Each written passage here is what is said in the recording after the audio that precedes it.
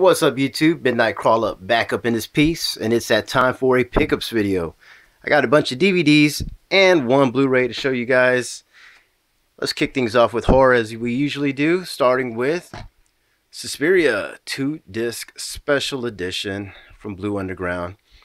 This was a gift from my good friends at the Austin Horror Society, Lydia and James. And I'm so stoked because I've never seen this complete film. I've only seen bits and pieces here and there, and I was very happy to finally sit down and watch it last night. The first kill was awesome.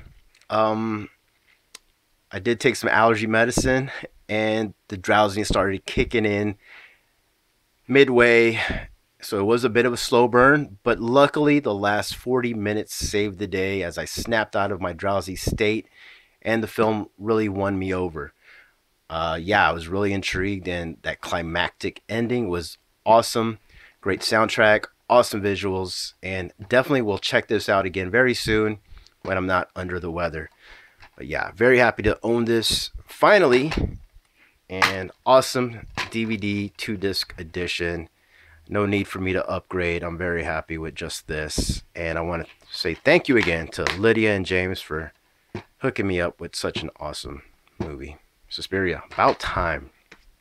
All right, let's continue on with a pawn shop pickup for $1. Nightmares and Dreamscapes, from the stories of Stephen King. This is based on one of his anthology novels, which I used to own way back in the days, and I could never get into. It was a beast. It was really thick. It just wasn't for me. I really enjoy like his earlier stuff, like Night Shift. Now that's some good stuff right there. But I'm really curious to check this out. I definitely won't read that anthology novel, but definitely check out these little shorts though, and they seem to be pretty cool. They have some good actors in them. Let me just breeze through them fairly quickly. Yeah, Battleground with William Hurt, Crouch End with Claire Forlani, Umni's Last Case with William H. Macy, and continuing we have The End of the Whole Mess with Ron Livingston, The Road Virus Heads North with Tom Berenger, The Fifth Quarter with Jeremy Sisto, and you get two more. I'm just going to say the names. Topsy Room 4, and you know they got a hell of a band. So, yeah, haven't got to them yet, but looking forward to checking it out later this year. All right, continuing on to some Hong Kong Category 3 goodness. We have Seeding of a Ghost from the Shaw Brothers Cult Collection. Finally pulled the trigger on this, and it did not disappoint. It starts off with some Category 3 sleaze. Then you get the black magic goodness, and it all culminates to a climactic balls to the wall finale featuring a birth sequence full of gore, tentacles, and all kinds of batshit crazy goodness. Yeah, loved it. Great atmosphere as well. Now, basically, a quick rundown about it. It's like this taxi driver. He literally runs into a sorcerer with his car, and the sorcerer says, "Hey, man, you're gonna have bad luck." And the taxi driver does. His wife starts cheating on him. She gets in a little too deep and ends up getting raped, and she dies. The taxi driver then seeks the help of the sorcerer and seeks vengeance via black magic. Great flick. Really enjoyed it. All right. Cold Fish from Sion Sono. Japanese goodness right here. This is one I saw years ago on Netflix, and it's about time I own it. Wow, this is a beast of a movie. Now, a quick rundown. It's like this family that's in turmoil. This aquarium shop owner, it's very mom and pops. He gets into this business deal with a bigger aquarium shop owner, and he bites off more than he can chew. He finds out that his business partner is a serial killer, and he is one hell of a dude. He's a bastard, man. Wow, you really will hate his business partner. He is one just twisted individual. Also at home, his family, it's pretty messed up. His wife does not want to be in the marriage anymore. She wants to go back in the past and start over again with somebody else. And his daughter is from his first marriage, his first wife who has died.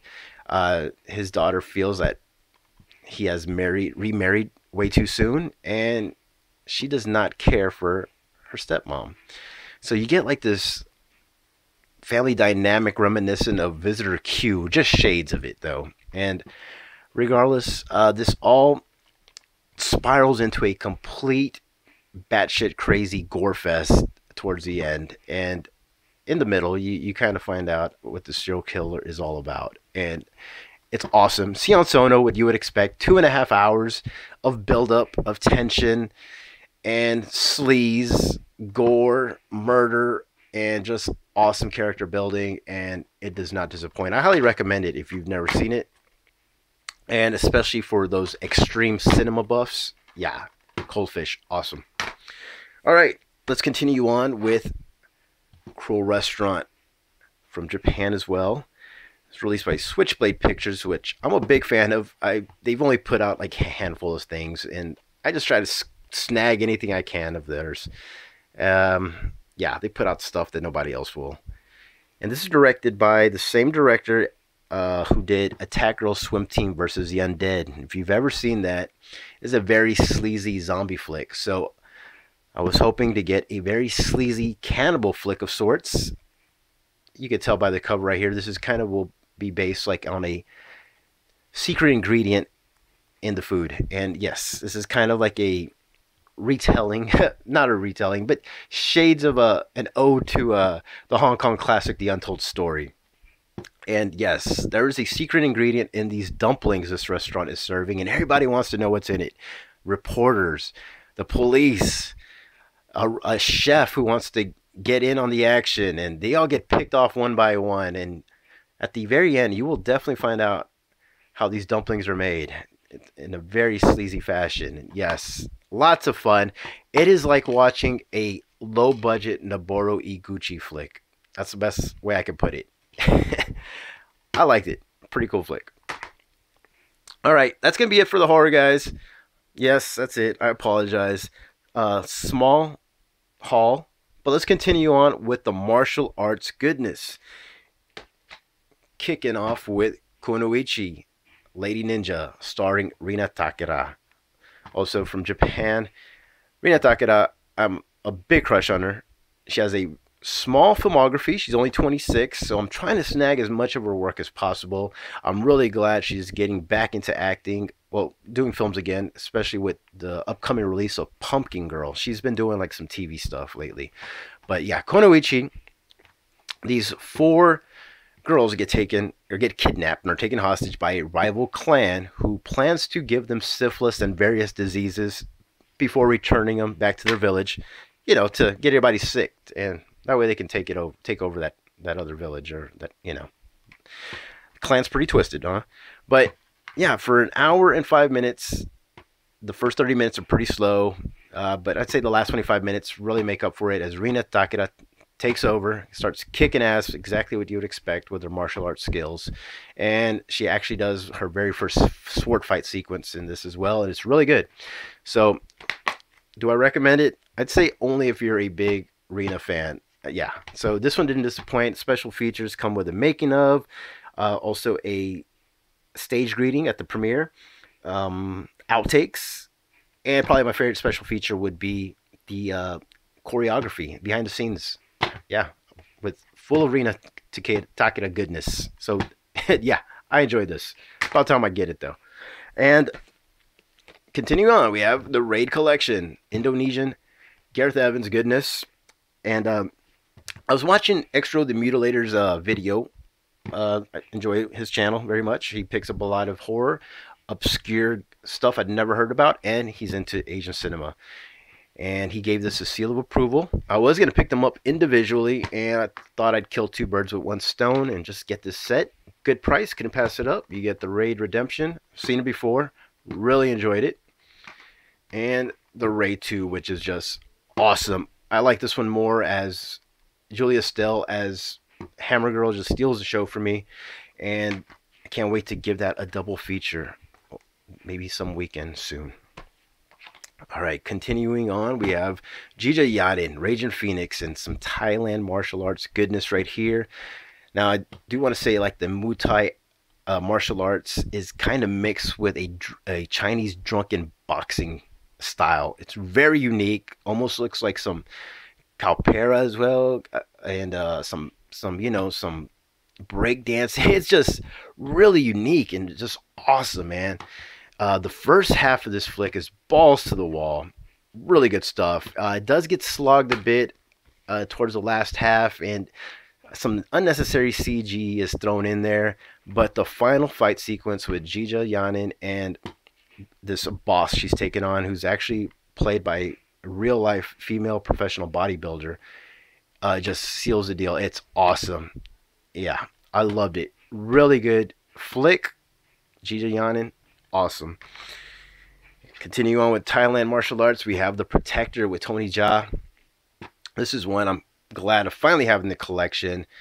I remember watching this trailer years ago, and it blew my mind when he's like jumping off the building towards the helicopter, and he's doing these jump kicks, with knee first. Yeah. This version right here comes with the theatrical cut and also the uncut international version, which of course I watched, and it's so good. I thought I had never seen it before, but when I got 15 minutes in, I realized, oh yeah, I did see this before, and yeah, it still blew my mind. I love some Tony Jaa, and I'm really looking forward to Tony Jaa, Jija Yanin, Michael Jai White, Scott Adkins, and even Eco from the Raid flicks. They're gonna have this superstar of a movie called Triple Threat. It's coming out this year. Yeah. All right, and we're gonna finish things off with Hong Kong cinema. We have Jet Li, The Master, directed by Choi Hart. This would definitely fall into the category of it's so bad, it's a bit enjoyable. Yeah, this one is a bit lackluster. Jet Li is underused in this, in my opinion. He goes to America, South Central LA, to go find his master. His master's shop is being overtaken by thugs, and it's, your basic, storyline. But I just feel like Jet Li, he's like really underused, like I said. His fight sequences are very few, and they're not like mind blowing at all. The comedy is very bad, but that's part of the charm.